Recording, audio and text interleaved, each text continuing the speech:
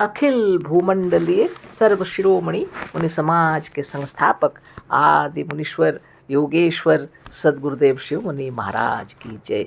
उपस्थित मुनि वृंद, साधु सज्जन वृंद, संत वृंद, साधक वृंद, आध्यात्म ज्ञान के जिज्ञासुओं और प्रेमियों, सभी श्रोता वृंद, आप सभी को मेरा कोटिशः नमन, सप्रेम जय जीव।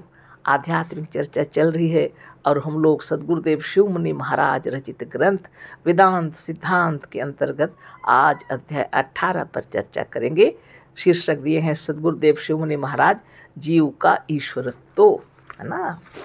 तो अध्याय 17 पर चर्चा हो चुकी और उसका अध्याय करते अंत में जो लिखा हुआ उसको हम पढ़ने के लिए भूल गए, है ना। उसको भी याद कर पढ़ देते हैं। कल जो 17 अध्याय पूरा हुआ तो अंत में वो लिखा हुआ था, उसको भी पढ़ना बहुत ज़रूरी है। थोड़ा सा एक लाइन पढ़ने के बाद उसको भी पढ़ देते हैं तो बहुत बड़ी बात हो जाएगी, है ना। अधूरा अधूरा सा हमें लग रहा, उसको पढ़ने भूल गए, है ना। कोई बढ़ई का काम जानता है तो कोई लोहार का। इस तरह से संसार में जितने प्रकार के ज्ञान हैं वह जीव ही जानता है। इस तरह से जीव ही का समष्टि रूप सर्वज्ञ है। इस तरह से ईश्वर नहीं, जीव ही सर्वज्ञ है। इति श्री मुनीश्वर योगेश्वर शिव कुमार शास्त्री कृते वेदांत सिद्धांते आत्मबलवर्णन नाम सप्तदशो अध्याय, यानी 17 अध्याय पूरा हो गया, है ना। आज हम लोग 18 अध्याय 18 पर चर्चा करेंगे, जीव का ईश्वरत्व। इसके पहले हम खूब विस्तार से सिद्ध कर चुके हैं कि यह जीव ही ईश्वर है ना। अध्याय 17 से जितना हम लोग पढ़े अध्याय 17 तक और उससे पहले भी सदगुरुदेव बार बार हम लोग को समझाए हैं कि जीव ही ईश्वर है वास्तव में, है ना। लेकिन विचार कैसे उत्पन्न होते हैं इसको गुरुदेव लिखे हैं, इसको थोड़ा पढ़ के फिर हम लोग चर्चा करेंगे। इसके पहले हम खूब विस्तार से सिद्ध कर चुके हैं कि यह जीव ही ईश्वर है, पर लोगों की एक बहुत बड़ी शंका यह है कि जीव यदि हमारे ईश्वर जैसा सर्वज्ञ नहीं है तो ईश्वर कैसे है। प्रश्न यही होता है, लोगों को लगता है ऐसा कि जीव यदि सर्वज्ञ नहीं है ईश्वर जैसा तो ईश्वर कैसे होगा। हमारे ईश्वर का मतलब है कल्पित ईश्वर, हमारा ईश्वर। पहले से लोग ईश्वर ईश्वर करते रहते हैं ना, अचानक सुनते हैं कि जीव ही ईश्वर है तो चिंता करते हैं, तुलना करने लगते हैं, कैसे हो सकता है, यह जीव तो साधारण सा है, यह तो सर्वज्ञ नहीं है, फिर यह ईश्वर कैसे हो सकता है। इसी को गुरुदेव लिखे हैं, है ना। बहुत बड़ी शंका है लोगों के अंदर में। एक बहुत बड़ी शंका यह है कि जीव यदि हमारे ईश्वर जैसा सर्वज्ञ नहीं है तो ईश्वर कैसे है। यह सब प्रश्न इसलिए उत्पन्न होता है कि लोग अपनी कल्पना वाले ईश्वर के गुणों को जीव में देखना चाहते हैं। यही सबसे बड़ी बात है। लोग जो कल्पना कर ली हैं ईश्वर के विषय में उन्हीं गुणों को जीव में देखना चाहते हैं। तो कैसे दिखेगा, बात तो यही है ना। यह सब प्रश्न इसलिए उत्पन्न होता है कि लोग अपनी कल्पना वाले ईश्वर के गुणों को जीव में देखना चाहते हैं। बुद्धिमानों द्वारा जब ईश्वर की कल्पना की गई तो ये बुद्धिमान लोग जितने अद्भुत गुण और अपार शक्ति की कल्पना कर सकते थे उतने तमाम अच्छे अच्छे गुणों और बड़ी से बड़ी शक्ति की कल्पना ईश्वर में कर गए। गलती तो बुद्धिमानों ने की है ना। कल्पित ईश्वर को इतना विशाल बना दिया जो नकली है। बुद्धिमानों द्वारा जब ईश्वर की कल्पना की गई तो ये बुद्धिमान लोग जितने अद्भुत गुण और अपार शक्ति की कल्पना कर सकते थे उतने तमाम अच्छे अच्छे गुणों और बड़ी से बड़ी शक्ति की कल्पना ईश्वर में कर गए। कल्पित गुण सचमुच ऐसे हो सकते हैं जो कहीं ना हो, ना कहीं ना हो और ना उनका होना संभव हो।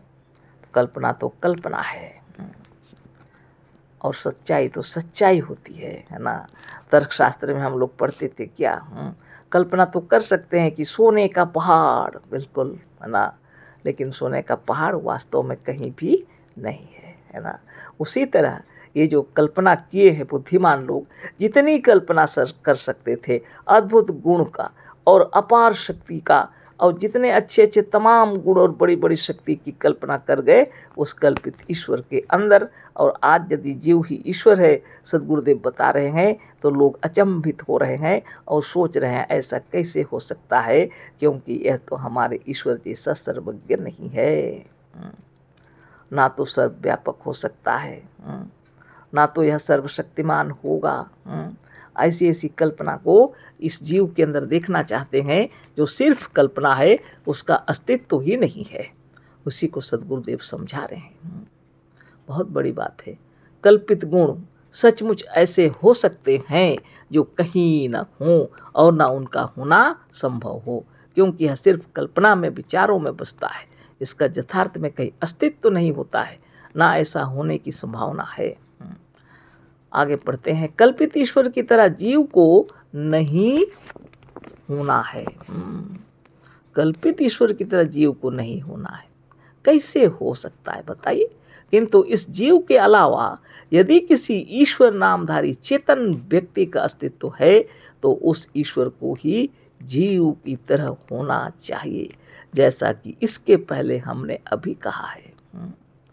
नकल को असल की तरह होना चाहिए, ना कि असल को नकल की तरह, है ना। सद्गुरुदेव शिव मुनि महाराज की जय। कल्पित ईश्वर कल्पित है और सच्चा जो है वह जीव ही ईश्वर है, इसको बता रहे हैं। तो लोग कल्पना को जीव में देखना चाहते हैं, ऐसा कैसे हो सकता है। और कल्पना किसने की है? इसी जीव ने की है। अपनी कल्पना शक्ति को अपने अंदर में इतना विशाल बना दिया और एक कल्पित ईश्वर खड़ा कर लिया। और आज के व्यक्ति उस कल्पित ईश्वर के साथ इस जीव की तुलना करने लगे हैं, तो वह दिखाई नहीं पड़ेगा, क्योंकि असली तो असली है और नकली तो नकली। तो सद्गुरुदेव का कहना है नकल को असल की तरह होना चाहिए, ना कि असल को नकल की तरह। यदि कोई ईश्वर नामधारी चेतन कोई है तो वह जीव की तरह हो जाए, किसी कल्पना की तरह नहीं। ऐसा तो कोई है ही नहीं, यह जीव ही ईश्वर है ना। जिस ईश्वर को किसी ने अपनी किसी इंद्रिय द्वारा कभी प्रत्यक्ष नहीं किया, जिसके लिए कोई प्रमाण नहीं है, उस कल्पित ईश्वर को यदि होना है तो जीव की तरह हो। जीव को उस कल्पित ईश्वर की तरह होने की आवश्यकता नहीं है। सद्गुरुदेव शिव मुनि महाराज की जय। इतना सुंदर बता रहे हैं गुरुदेव कि जिस ईश्वर को किसी ने अपनी किसी इंद्रिय द्वारा कभी प्रत्यक्ष नहीं किया, जिसके लिए कोई प्रमाण नहीं है, उस कल्पित ईश्वर को यदि होना है तो जीव की तरह हो। जीव को उस कल्पित ईश्वर की तरह होने की आवश्यकता नहीं है। जीव तो जीव है, जैसा है वैसा ही रहेगा। कल्पित ईश्वर को होना है तो जीव की तरह हो जाए, लेकिन जीव को उस कल्पित ईश्वर की तरह नहीं होना है, क्योंकि जो जैसा है वैसा ही रहेगा। जिन्हें आत्मज्ञान नहीं है, उन लोगों ने ईश्वर में ऐसे ऐसे असंभव गुणों की कल्पना की है जो वास्तव में कहीं हो ही नहीं सकते। मजहबों के मंतव्यानुसार कोई सर्वज्ञ नहीं हो सकता। सद्गुरुदेव शिव मुनि महाराज की जय। गुरुदेव कह रहे हैं जिन्हें आत्मज्ञान नहीं है, जिन्हें आत्मज्ञान नहीं है, अपने आप का ज्ञान नहीं है। आत्मज्ञान माने अपने आप का ज्ञान, इस प्राण शक्ति का ज्ञान जिनके पास नहीं है, उन लोगों ने ईश्वर में ऐसे ऐसे असंभव गुणों की कल्पना की है जो वास्तव में कहीं हो ही नहीं सकते। तो अज्ञानी लोग ईश्वर के अंदर में असंभव गुणों की कल्पना कर लिए हैं। ये आत्मज्ञानी होते तो ईश्वर की कल्पना ही नहीं करते। क्योंकि जब भी कहीं अपने को जाना किसी ने, अगर ईश्वर को खोजा भी तो खोजते खोजते यही जाना कि हम ही वही हैं, है ना। बहुत बड़ी बात है। ब्रह्मविद ब्रह्मय भवति, ब्रह्म इसी आत्मा का नाम है, यही सर्वश्रेष्ठ है। और जब इसे कोई जान लेता है तो जान जाता है कि हम ही वही हैं। ब्रह्मविद ब्रह्मय भवति, ब्रह्म ही हो जाता है। तो आत्मज्ञानी लोग ईश्वर की कल्पना ही नहीं करते हैं, जब अपने में तल्लीन हो जाते हैं तो हम ही ब्रह्म है कहते हैं ना। इसलिए गुरुदेव लिखे हैं जिन्हें आत्मज्ञान नहीं है, उन लोगों ने ईश्वर में ऐसे ऐसे असंभव गुणों की कल्पना की है जो वास्तव में कहीं हो ही नहीं सकते। मजहबों के मंतव्यानुसार कोई सर्वज्ञ नहीं हो सकता। जैसे मजहबी लोग अपना विचार बता रहे हैं, ऐसे सर्वज्ञ ईश्वर की कल्पना जो किए हैं ऐसा तो कहीं भी वैसा कोई ईश्वर हो ही नहीं सकता। सच्ची बात यह है कि जिस तरह सर्वज्ञ ईश्वर को माना गया है वैसा सर्वज्ञ ना कोई है ना हो सकता है। जैसी लोग कल्पना किए हैं सर्वज्ञ ईश्वर की कल्पना किए हैं, ना वैसा कोई है ना कभी हो सकता है। इतना जितना सर्वज्ञ और सर्वशक्तिमान जो भी जीव है ना, जो भी है, जितना गुरुदेव कह रहे हैं, जितना सर्वज्ञ और सर्वशक्तिमान जीव है उतना ही यदि कहीं होगा तो ईश्वर भी होगा। अभी जितना सर्वज्ञ है, सर्वशक्तिमान है, यह जीव है, अगर ईश्वर भी कहीं होगा तो जीव की तरह ही होना चाहिए। ईश्वर भी सर्वशक्तिमान नहीं है। सदगुरुदेव शिव मुनि महाराज की जय। देखिए कितने दलीलें दे रहे हैं गुरुदेव और कह रहे हैं ईश्वर भी सर्वशक्तिमान नहीं है, और उदाहरण दे रहे हैं और पूछ रहे हैं क्या ईश्वर अपना नाश कर सकता है? कैसे करेगा? हाँ, क्या ईश्वर पाप कर सकता है? सभी कहेंगे नहीं। क्या ईश्वर दूसरे ईश्वर को पैदा कर सकता है? वो भी कहेंगे नहीं। क्या ईश्वर बिना बादल के पानी बरसा सकता है? कैसे बरसाएगा? नियम तो नियम है। क्या ईश्वर सूर्य को पश्चिम में उदय कर सकता है? यह भी असंभव है। बहुत क्या ईश्वर एक भी और ईश्वर पैदा कर सकता है? एक और भी ईश्वर पैदा कर सकता है? हाँ, जैसे कि मनुष्य को पैदा कर सकता है। क्या ईश्वर बिना बकरी के एक बकरी भी उत्पन्न कर सकता है? कैसे करेगा? नियम तो नियम है। क्या आपका सर्वशक्तिमान ईश्वर एक मक्खी और एक चींटी भी कहीं उत्पन्न कर सकता है? यदि चींटियाँ और मक्खियाँ उसे उत्पन्न न करें, जो संभव है वही ईश्वर भी कर सकता है। क्या ईश्वर को यह मालूम है कि वह कितने दिनों का हुआ और वह कब तक नहीं रहेगा? बताइए। जो संभव है वही ईश्वर भी कर सकता है, असंभव बात कोई ईश्वर नहीं कर सकता। एक मनुष्य जैसे मनुष्य पैदा कर रहा है, गुरुदेव कह रहे हैं क्या ईश्वर एक भी ईश्वर पैदा कर सकता है? सदगुरुदेव पूछ रहे हैं ईश्वर क्या बिना बकरी के एक बकरी भी उत्पन्न कर सकता है? आपका सर्वशक्तिमान ईश्वर एक मक्खी और एक चींटी भी नहीं कहीं उत्पन्न कर सकता है? यदि चींटियाँ और मक्खियाँ उसे उत्पन्न न करें, जो संभव है वही ईश्वर भी कर सकता है।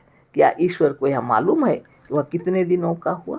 क्या ईश्वर क्या मालूम है कि वह कितने दिनों का हुआ और वह कब तक नहीं रहेगा?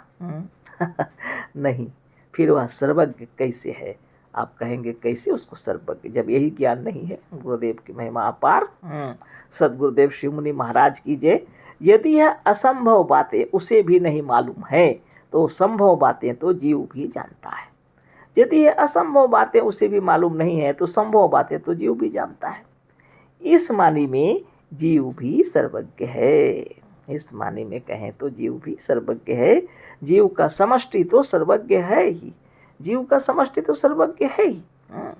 जीव जिस चीज को जानने और सीखने का यत्न करता है उसे जान लेता और सीख लेता है। जीव यदि चाहे किसी चीज को जानना और सीखना और परिश्रम करता है तो सीख लेता है। संसार में कोई ऐसा ज्ञान नहीं जिसे कोई ना कोई जीव नहीं जानता है। इस विश्व ब्रह्मांड विश्व संसार में कोई भी ऐसा ज्ञान नहीं है जिसे कोई ना कोई व्यक्ति नहीं जानता है। कोई ना कोई मनुष्य, कोई ना कोई जीव अवश्य जानते हैं। जीव के सामने भी कोई ऐसी बात नहीं है जिसे वह कर ना सके। जीव के सामने भी ऐसी कोई बात नहीं जिसे वह कर ना सके, जान ना सके और सीख ना सके। केवल यत्न की देरी है। यत्न करके सीख करके उसने सब जाना है। रह गई असंभव बातें, उसे ना जीव जान सकता है ना ईश्वर। असंभव बातें तो ना ईश्वर जान सकता है, जीव की बात ही क्या। तो गुरुदेव कहते हैं असंभव बातों को तो ईश्वर भी नहीं जान सकता।